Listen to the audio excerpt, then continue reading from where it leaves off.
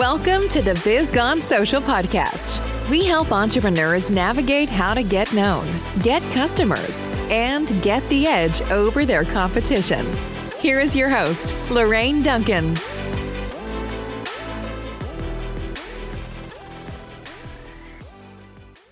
So here we are on the Biz Gone Social podcast, and I'm so glad to be here. And my promise to you, as always, is I want to give you a little bit of verbal caffeine that's going to energize your business and also maybe help out with your social media marketing and help you stay social. Because after all, don't you want to be the business that everyone's talking about? I know I do.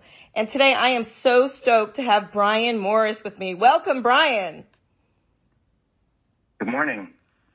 How you doing today? Nice to be here. I'm doing fantastic. Great to be here. Great. Now, I know you for probably about 5 years, Bryan, and you, like, every time I hear you talk about what you do, and by the way, Bryan is a real estate agent, and tell me a little bit more about actually what you do and what separates you from the other real estate agents out there. Sure. So I am a residential realtor. I work for William Pitt Sotheby's International Realty out of our Darien office. I've been doing real estate since 2004. What I do differently than other realtors is I have an attorney's background, so I bring that legal background into sort of any of the deals that I work on. But I also actively market all of my listings. When I have a listing, I don't just put it on the MLS and then just see what happens. I'm actively marketing them to try to get them sold. And I am a therapist and counselor to my clients, where it's a very stressful process. So I counsel them through everything, making sure that I try to take as much of the stress out of the process for them and make it as fun and enjoyable a process as possible. So when working with a client, how do they find you? Mm-hmm. How do they find you? Well, yeah, easy enough. If they want to, they can just go to bryanmorris.com or they can go bryanmorristeam.com and they will find me and my team. Right, I get that, but I just moved into the area. Okay, is there something? Is there anything special you do? That will bring people to you, or do you do some kind of advertising? I mean, how do people find out about you that way? Yeah. So generally speaking, most of my clients come from past client referrals. They come from other agent referrals. So agents in different communities that refer me, they know me as the Darien agents are referred to. And also I get a lot of referrals for Norwalk and Stamford as well. And then also just my networking. I'm involved in a networking group, BNI, which obviously we're in the same group together, but also just through my connections with different attorneys, financial advisors, things like that. So that is, I'd say 95% of my business comes that way. The rest of it might come through, I have a listing, someone's inquiring about the listing directly, and then it winds up becoming a buyer of mine. So. That's awesome. It's funny, you always say this, is that you are like a therapist to buyers. And I always find that really, really unique in something that you do. And mm-hmm. I know, I've bought a house before, and I do know how stressful that is. And so when you're working with a client, you bring that extra, it's almost like hand holding a little bit. That's what you're doing, is you're hand holding them. What other things do you do to make a client feel less anxious? So I'm just here. I'm available really whenever they need to sort of speak and have questions. I help explain the entire process to them as thoroughly as possible, but I am there for any questions that come up later in the process. I have a whole list of vendors and resources that I share with my clients so that they don't have to tackle anything themselves. They don't have to look in the phone book to find a name of an electrician. I give them 3 or 4 names of all vetted people that are going to be excellent for them and take great care of them. And I really am there every step of the way. It's not just getting them to buy a house, but they take as long as they need to find a house. Because I don't consider myself someone selling them a house. I consider myself someone helping them through the process once they've found a house to buy. And then on the sales side, I'm there actively with them throughout the entire time that the home's listed until it closes. So Yeah, I think that's awesome. I feel like when I bought my house, which was years ago, is I felt like that a lot of things were dropped and that I had to assume a lot of things. And I felt like it was my first time buying a house and was like, I had to find everything. Luckily, I happen to have a husband that's a contractor, so I don't have to worry about, electrical or plumbing and all that and, structure because he understands all that. But I still had to get a home inspector. I mean, these are things that people don't think about when they're buying a house and that they need to know ahead of time. Now, we are in a market now. We are in a seller's market right now. Is that correct?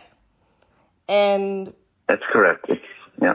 And with that, there are challenges for you, of course, as a real estate agent, because there's a shortage of places that are listed. And once something is listed, everybody wants to buy the house. So what are some of the things you're doing as a real estate agent to manage that? Like if you have like a client that comes with you and they really want this house, but that there's going to be a huge bidding war or whatever, what are some things you do to just ease them through that process? Sure. So anytime I take on a new buyer, I have a counseling session with them. So we actually talk through potentially what's going on in the market so they have a better sense of it going into it. But most people really need to kind of experience it for themselves. So, you can explain as much as possible, but until they're actually in it, they're not going to sort of understand. So part of it is, making sure that anytime they see a house that they want to go take a look at, we go and look at it right away. We also try to make sure that they have all of their ducks in a row in advance of going to look at the houses. So having a pre-approval letter ready to go, not scrambling once they found the house to get in touch with a lender to then get a pre-approval letter.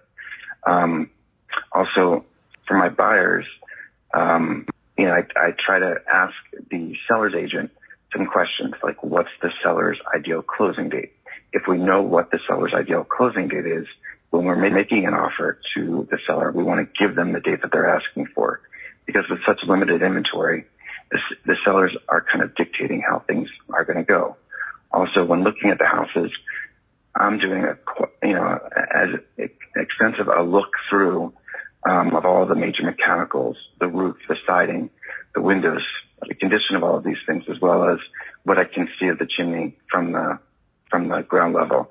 And again, I'm not an expert, so I'm not professing to be. I'm very clear with my clients about it, but I can give them the sense, to the best of my knowledge, it looks to be in good shape because I've done enough inspections and I've seen enough homes to kind of have some idea. Mechanicals as well. The age of the mechanicals. Do you know if they have air conditioning? Are they using the old refrigerant or the new refrigerant?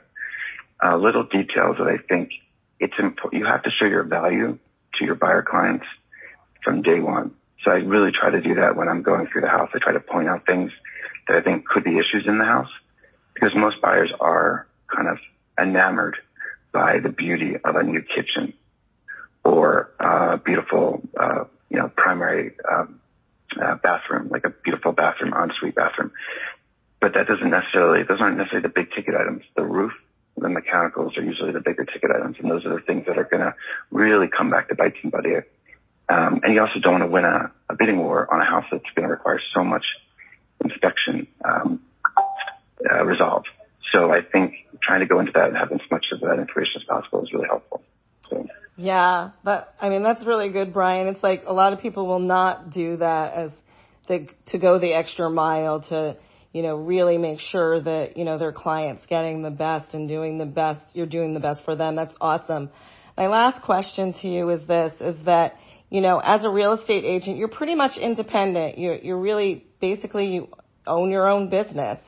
And for a lot of the people that listen to this podcast are either corporate people, they want to, they're thinking of changing and they want to have their own business, or there's people that have their own business and are really struggling, or they're really actually, happy and moving forward, but they don't know the next move.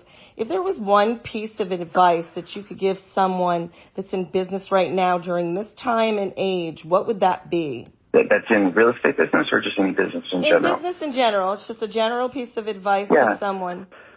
I think the most important thing is to love what you do.